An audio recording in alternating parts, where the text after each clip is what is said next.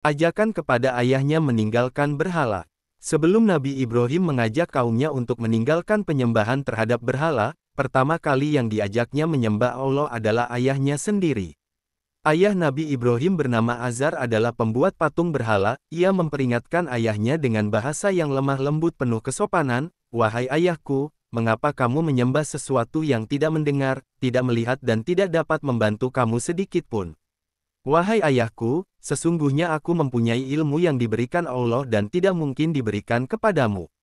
Maka ikutilah nasihat-nasihatku, niscaya akan menunjukkan kepadamu jalan yang lurus. Wahai ayahku, janganlah kamu menyembah setan. Sesungguhnya setan itu durhaka kepada Tuhan yang Maha Pemurah. Wahai ayahku, sungguh aku khawatir kamu akan ditimpa azab dari Tuhan yang Maha Pemurah, maka engkau menjadi kawan dari setan." Tapi ayahnya tidak mau mengikuti ajakan Nabi Ibrahim. Berkata ayahnya, "Bencikah kamu terhadap Tuhanku, Ibrahim? Jika kamu tidak berhenti mengajakku niscaya aku akan merajammu. Tinggalkanlah aku buat waktu yang lama." Karena ayahnya tidak mau mengikuti ajakannya, ia hanya berkata, "Semoga keselamatan dilimpahkan padamu, aku akan meminta ampun bagimu pada Tuhanku. Sesungguhnya Dia sangat baik padaku. Dan aku akan menjauhkan diri darimu dan dari apa yang kamu sembah selain Allah.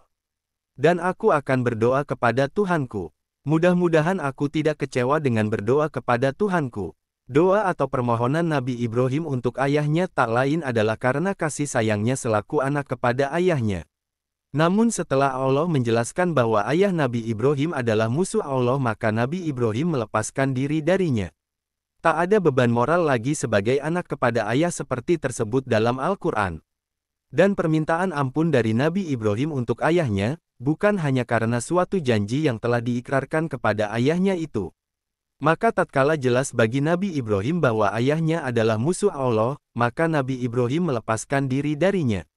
Sesungguhnya Nabi Ibrahim adalah seorang yang lembut hatinya lagi penyantun.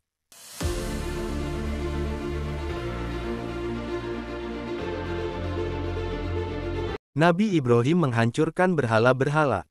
Nabi Ibrahim adalah seorang yang cerdas dan ahli logika serta strategi yang ulung. Ia ingin berdialog dengan Raja Namrud di hadapan orang banyak. Caranya, ia hancurkan lebih dahulu berhala-berhala yang menjadi sesembahan Raja Namrud dan rakyatnya. Hal itu ia lakukan ketika sang raja dan semua rakyat sedang berpesta hari raya dengan berburu di tengah hutan. Di saat rumah penyembahan berhala kosong, maka Ibrahim masuk membawa kapak berhala-berhala kecil dan sedang dihancurkannya, lalu kapak yang dibawanya diletakkan di leher berhala yang paling besar. Raja Namrud dan pengikutnya kembali dari perburuan dengan wajah gembira. Mereka akan mengadakan pesta pora sambil menyembah berhala di ruang pemujaan. Namun betapa terkejutnya mereka saat melihat berhala-berhala itu telah cerai-berai. "Kurang ajar, siapa yang berani menghancurkan berhala kita?" Raja Namrud meluapkan amarahnya. Tidak seorang pun menjawab. Namun ada seorang saksi yang melihat bahwa hanya Ibrahim saja yang tidak ikut berburu ke hutan dengan alasan perutnya sakit. "Tangkap dia dan bawa ke hadapanku," perintah Raja Namrud. Ibrahim kemudian ditangkap, dalihnya karena hanya ia seorang yang tidak ikut keluar kota untuk berburu hewan. Pastilah ia yang melakukan penghancuran ini. Ia dibawa ke hadapan Raja Namrud, disaksikan rakyat banyak, ia diinterogasi. Nabi Ibrahim tersenyum, memang inilah yang diharapkannya.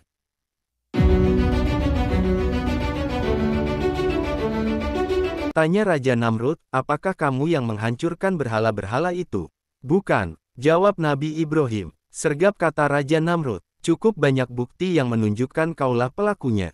Tak usah mungkir, bukan aku pelakunya," jawab Nabi Ibrahim untuk memancing emosi Raja Namrud. Ia ingin mengajak dialog raja itu. "Baiklah Raja Namrud," kata Nabi Ibrahim.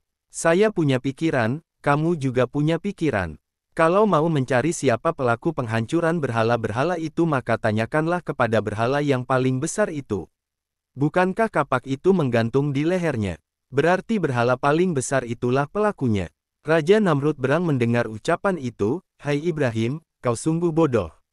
Di mana otakmu? Masak patung seperti itu akan saya ajak bicara, mana mungkin dia bisa bicara. Kau jangan mengada-ada, hai Raja Namrud," kata Nabi Ibrahim dengan lantangnya. "Siapa sebenarnya yang bodoh? Mengapa patung yang tak dapat berbicara dan bergerak kau jadikan Tuhan yang harus disembah? Mengapa patung dan berhala yang tak dapat melindungi dirinya itu kalian puja-puja, bukankah ini yang teramat sangat?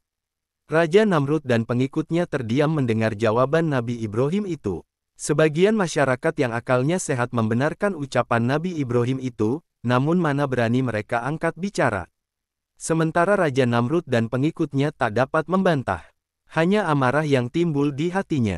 Dan langsung Raja Namrud memerintahkan Nabi Ibrahim untuk ditangkap dan diikat. Apa hukuman yang pantas dijatuhkan padanya? Tanya Raja Namrud kepada para penasihatnya. Bakar, bakar saja dia sampai mati. Jawab para penasehat kerajaan. Kayu-kayu segera dikumpulkan, Nabi Ibrahim dibaringkan di atasnya dalam keadaan terikat kemudian dibakarlah ia hingga kayu yang bertumpuk-tumpuk itu habis. Raja Namrud dan rakyatnya mengira Nabi Ibrahim akan hangus menjadi abu. Namun setelah api itu padam Nabi Ibrahim masih segar bugar. Itulah mujizat Nabi Ibrahim, tak mempan dibakar.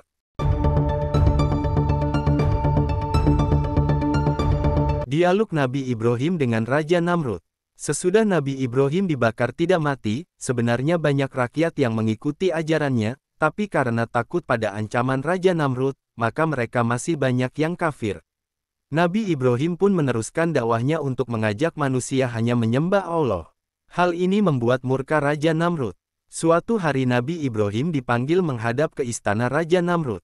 Engkau telah menyebarkan fitnah yang jahat sekali, kata Raja Namrud. Adakah Tuhan selain aku? Akulah Tuhan yang harus kamu sembah. Dengan tenang Nabi Ibrahim menjawab, Tuhanku adalah Allah.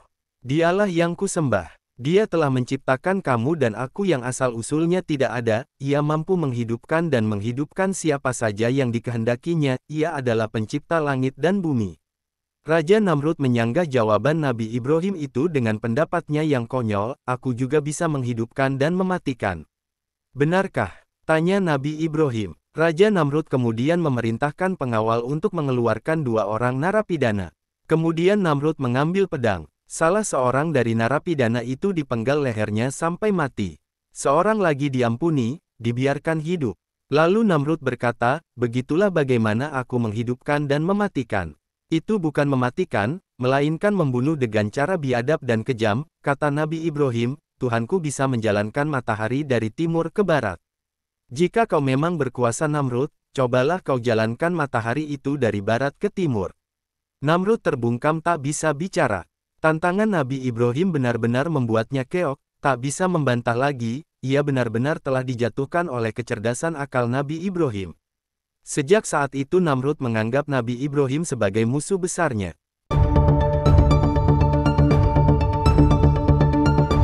Nabi Ibrahim hijrah ke Mesir. Karena negeri Babilo tidak aman lagi bagi Nabi Ibrahim dan istrinya maka ia memutuskan untuk pindah ke Syam, Palestina, bersama Nabi Lut yang kemudian juga menjadi nabi dan beberapa pengikutnya, ia meninggalkan Babylon. Namun tidak berapa lama negeri Palestina diserang bahaya kelaparan dan penyakit menular, Nabi Ibrahim dan pengikutnya kemudian pindah ke Mesir.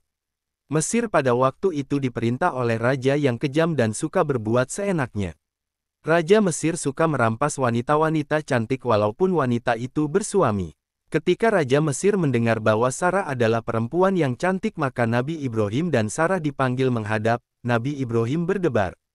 Raja Mesir memang mempunyai kebiasaan aneh, yaitu merampas istri orang yang berwajah cantik sekedar untuk menunjukkan betapa besar kekuasaannya, tak seorang pun berani menghalangi perbuatannya. Setelah menghadap Raja Mesir ia ditanya, siapakah perempuan itu?